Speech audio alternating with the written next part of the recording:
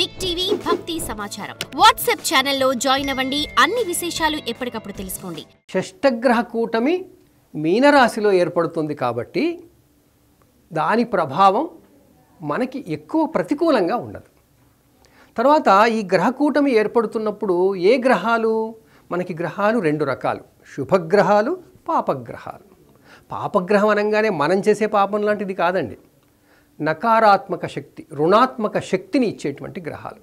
అవి ఉండాలి, ఇవి ఉండాలి, లేకపోతే మనలో మనం ఉండదు. కరెంటు బల్బు వెలగాలంటే మనకి రెండు కావాలిగా, ప్లస్ నెగిటివ్ పాజిటివ్ కావాలి. ఆ నెగిటివ్ గ్రహాలనే మనం పాపగ్రహాలు అంటాం. ఆ పాపగ్రహాలు ఏవేవి అంటే సూర్యుడు పాపగ్రహమే, శని పాపగ్రహమే, రాహువు, కేతువు, కుజుడు, ఈ 5 పాపగ్రహాలు. గురువు, శుక్రుడు, చంద్రుడు, బుధుడు, ఈ 4 శుభగ్రహాలు. మన మీద ప్రభావం ఎప్పుడైనా గుర్తుపెట్టుకోండి. ఎన్ని రకాలుగా చెప్పడం వేరున్నా ఈ గ్రహాలు మనకి శుభం కలిగిస్తాయి, ఈ గ్రహాలు మనకి క్రమశిక్షణ నేర్పిస్తాయి. పాపగ్రహాలంటే మనలో క్రమశిక్షణ తీసుకొస్తాయి. మనం చేయాల్సిన పనిని మనం అంటాం కదా, దండనతో చేయిస్తాయి. అవేమి మనకి ఏదో ఇబ్బంది కలిగించాలని కాదు, మనకి జరగాల్సినవే మంచివే చేస్తాయి అవి కూడా. అందుకే ఆయన శనిని ఆయుష్కారకుడు అంటారు, ఆయుష్కు కారకుడు అండి. ఆ విధంగా కుజుడు, సూర్యుడైతే ఆత్మకారకుడు, అసలు మనం ఉన్నదే ఆయన కారణంగా ఉంటాం. మరి కుజుడు శక్తికారకుడు. చూడండి, ఏ మనిషి అయినా తాను లేకుండా, తనలో శక్తి లేకుండా, తను కష్టపడే పని లేకుండా జీవించగలుగుతారా? జీవించలేరు కదా. ఈ ముగ్గురు ఈ గ్రహాలు అన్నమాట. ఆ విధంగా మనకి మీనరాశిలో వస్తున్నందుకు షష్టగ్రహ కూటమి మీనరాశి వాళ్ళ మీద ఎక్కువ శక్తి పడిందిగా. మరి ఈ రాశి వాళ్ళు అంటే ఎవరు? దానికి ఏంటంటే మన ఋషులు చెప్పింది, పుట్టిన నాడు, ఎవరు పుట్టిన నాడైనా సరే ఆ పుట్టిన రోజు నాడు చంద్రుడు ఏ నక్షత్రంలో ఉంటాడో ఆ నక్షత్రము వాళ్ళ ఐడి అవుతుంది. ఆ నక్షత్రం ఏ రాశిలో ఉంటే అది వాళ్ళకి జన్మరాశి అవుతుంది. ఇప్పుడు మీనరాశిలో ఏ నక్షత్రాలు ఉంటాయి? పూర్వాభాద్ర నక్షత్రం కొంత భాగం ఉంటుంది, ఉత్తరాభాద్ర నక్షత్రం మొత్తం ఉంటుంది, రేవతి నక్షత్రం మొత్తం ఉంటుంది. సో ఎవరైనా సరే పూర్వాభాద్రలో కొంత భాగంలో అంటే 4వ పాదంలో పుడితే, తర్వాత ఉత్తరాభాద్ర నక్షత్ర పాదం మొత్తం 4 పాదాల్లో పుడితే, రేవతి నక్షత్ర పాదాల్లో కనుక పుట్టినట్టయితే మనకి మీనరాశి వాళ్ళు అంటాం. ఆ మీనరాశి వాళ్ళకి ఈ షష్టగ్రహ కూటమి జరిగినప్పుడు ప్రభావం ఎక్కువగా ఉంటుంది. ఎందుకంటే ఎంతో లైట్ మన మీద పడుతుంది. ఎన్ని లైట్లు? 6 లైట్ల ప్రభావం మన మీద పడుతుంది. అందువల్ల ఆ 6 కాంతులు మన మీద పడ్డప్పుడు మనలో కొంచెం అలజడి జరగడం సహజం. మరి ఈ అలజడి జరగకుండా ఏం చెయ్యాలి అంటే మనం ప్రార్థనలు చేయాలి, జపాలు చేయాలి, మంచి పనులు చేసే ఆలోచనలు పెంచుకోవాలి. ఇక్కడ ఆలోచనల వాళ్ళు ఎవరు లేరు, మనస్సు వాడు చంద్రుడు ఒక్కడే ఉన్నాడు. ఆ మనస్సు మంచిగా ఉంచుకోవాలి. ఎందుకంటే మనస్సు అటు ఇటు శని ప్రభావంతో, రాహు ప్రభావంతో, తర్వాత వక్రంలో ఉన్నటువంటి బుధ శుక్రుల ప్రభావంతో మనకి అవకాశం వస్తుంది, మన మనసు చలించే అవకాశం ఉంటుంది. ఆ అంటే ఇది చలించడం అంటే కేవలం సాధారణ టర్మ్స్ కాదండి, అన్ని విధాలుగా జీవితంలో అన్ని విధాలుగా మనసు చంచలనం జరిగే అవకాశం ఉంటుంది. ఎంతసేపు? చంద్రుడు ఆ రాశిలో ఉన్నంతసేపే కదా, ఒక 2.5 రోజులే. ఆ 2.5 రోజులు మనం జాగ్రత్తగా ఉండాలి. ఆ తర్వాత మళ్ళీ గ్రహశక్తులు మారిపోతూనే ఉంటాయి, కాంబినేషన్స్ మారుతాయి. ఎందుకంటే ఒక్కొక్క గ్రహము తన దూరం నుంచి మన నుంచి దూరం పోతుంది. మరి మేషరాశి వాళ్ళు అంటే అశ్విని నక్షత్రం, భరణి నక్షత్రం, తర్వాత కృత్తికా నక్షత్రం మొదటి పాదంలో పుట్టిన వాళ్ళు.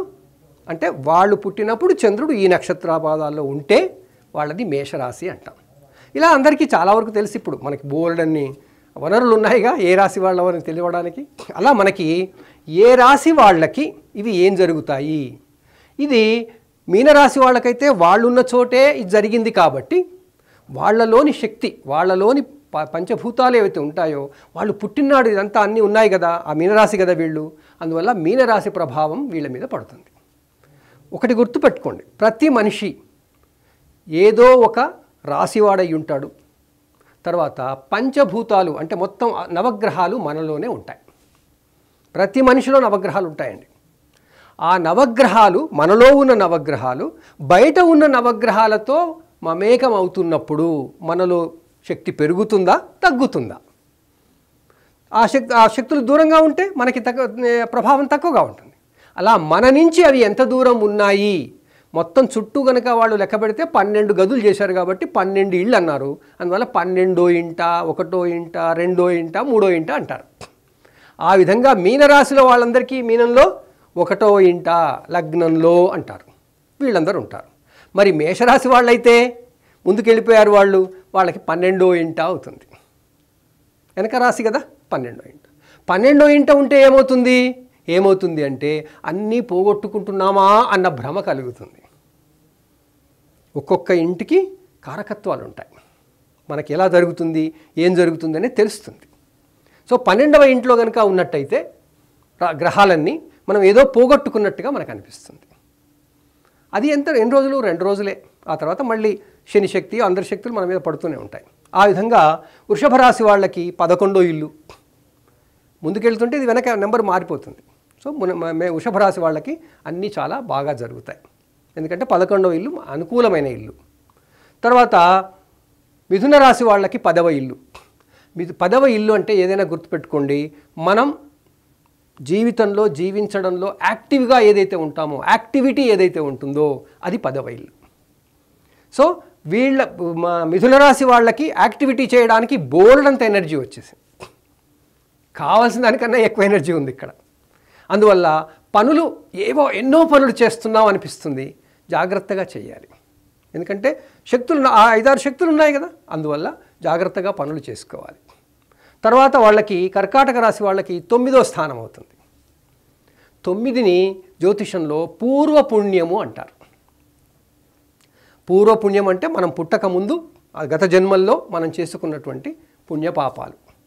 ఆ పుణ్యపాపాల వాళ్ళకి ఇప్పుడు ఈ గ్రహాలన్నీ ఒక దగ్గరికి వచ్చాయి.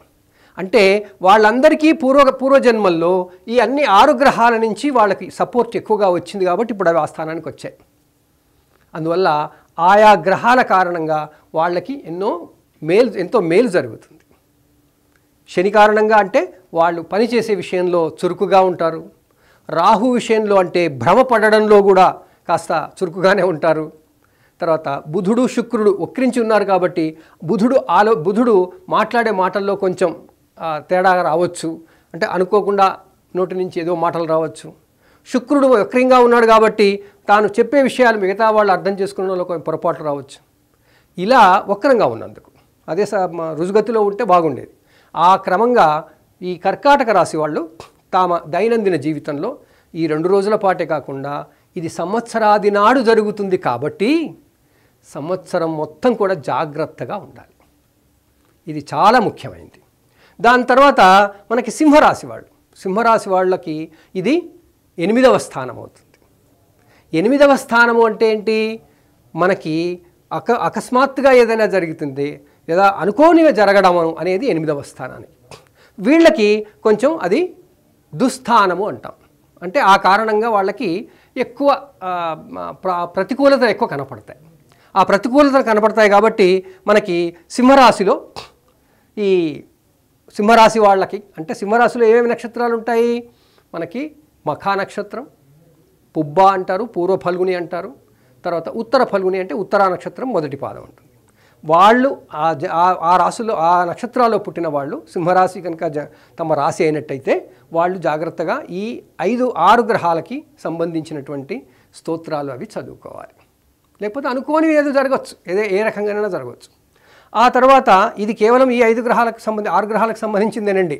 మళ్ళీ వాళ్ళకి గురువుగారు ఎలా ఉంటాడు, వాళ్ళకి కుజుడు ఎలా ఉంటాడు, వాళ్ళకి మళ్ళీ కేతు ఎలా ఉంటాడు అనేది మళ్ళీ వేరే విషయాలు అవి. ఆ తర్వాత కన్యారాశి వాళ్ళకి ఎదురుగుండా ఉన్నాయి ఇవి. ఎందుకంటే కన్యారాశి మన విశ్వమధ్య రేఖకి దగ్గరగా అవి కన్యారాశి ఉంది, ఒకవైపు ఉంది, ఇంకోవైపు మీనరాశి ఉంది. ఒకవైపు నుంచి వాళ్ళకి ఎదురుగుండా వాటి యొక్క ప్రభావం పడుతుంది. ఎదురుగుండా పడుతుంది అంటే నేరుగా వచ్చి పడుతుంది. అందువల్ల వీళ్ళు జాగ్రత్తగా తమ దైనందిన జీవితంలో భాగస్వామ్య విషయాలలో జాగ్రత్తగా ఉండాలి. అంత మల్టీ టాస్కింగ్ అవుతుంది వీళ్ళకి. 4 రకాల పనులు చెప్తుంటారు. అన్ని పనులు చెప్తున్నప్పుడు అన్నీ చేయలేం, ఆ ఆందోళన మొదలవుతుంది. అందువల్ల 7వ స్థానాన్ని ఏమన్నారు? ఒత్తిడి కలిగించే స్థానం అన్నారు. 7వ స్థానానికి ఎదురుగుండా ఎప్పుడున్నా ఆ గ్రహాల కారణంగా మనకి ఒత్తిడి పెరుగుతుంది. మంచిది కావచ్చు, చెడుది కావచ్చు, కానీ ఒత్తిడే. ఆ ఒత్తిడి అనేది కలుగుతుంది కాబట్టి అందులో ఇక్కడ ముఖ్యమైనది కేతు ఉన్నాడండి. కేతుగ్రహం ఏం చేస్తుంది మరి? రాహు భ్రమ కలిగిస్తే కేతుగ్రహం నిరాశ కలిగిస్తుంది. మనం అంతా ఏది చేస్తున్నా అబ్బా నేను చేయకపోతే ఏంటిలే, చెయ్యనులే, చేయబుద్ధి కావట్లే అట్లా అంటాం కదా మనం. అనడం అంతా కూడా విరక్తి అంటాం. విరక్తి అనగానే ఏదో సన్యాసం తీసుకొని పోవడం కాదండి. ఈరోజు నాకు అబ్బా ఏం చేయబుద్ధి అవ్వట్లేదు అంటాం. ఏం చేయబుద్ధి అవ్వట్లేదు ఆ ఒక్కరోజే ఎందుకు, మర్నాడు మళ్ళీ ఉత్సాహంగా ఎందుకుంటాం అంటే ఆ రోజు మళ్ళీ గ్రహాల యొక్క కాంబినేషన్ కారణంగా కేతు ప్రభావం ఎక్కువ ఉంటే మనకి కాస్త ఏం వద్దులే, ఈరోజు వద్దులే, చేయకుంటే ఏం వద్దులే అలా అనుకుంటాం. అలా కన్యారాశి వాళ్ళు కూడా జాగ్రత్తగా ఈ షష్ఠగ్రహ కూటమిని గమనించి సంవత్సర కాలం పాటు కూడా శ్రద్ధగా, ఇదంతా ఏంటంటే ఈ విషయాలన్నీ ఎందుకంటే మనకి వచ్చే సంవత్సరం అంతా మనం ఎలా ఉంటే ఇంకా బాగుంటుంది అని తెలుసుకోవడానికి, అంతేగాని అలా జరగబోతుంది అని కాదండి. జ్యోతిష్ శాస్త్రం సూచనా శాస్త్రం అన్నారు. ఇలా జరిగే అవకాశం ఉంది అని చెప్తారు. అందువల్ల ఆ అవకాశాన్ని బట్టి కన్యారాశి వాళ్ళు అలా ఉంటుంది కాబట్టి జాగ్రత్తగా, కన్యారాశి వాళ్ళు అయితే అమ్మవారి ఆరాధన కూడా చేసుకోవచ్చు. కన్యారాశి అమ్మవారి రాశి కాబట్టి. For more videos like this, subscribe Big TV channel.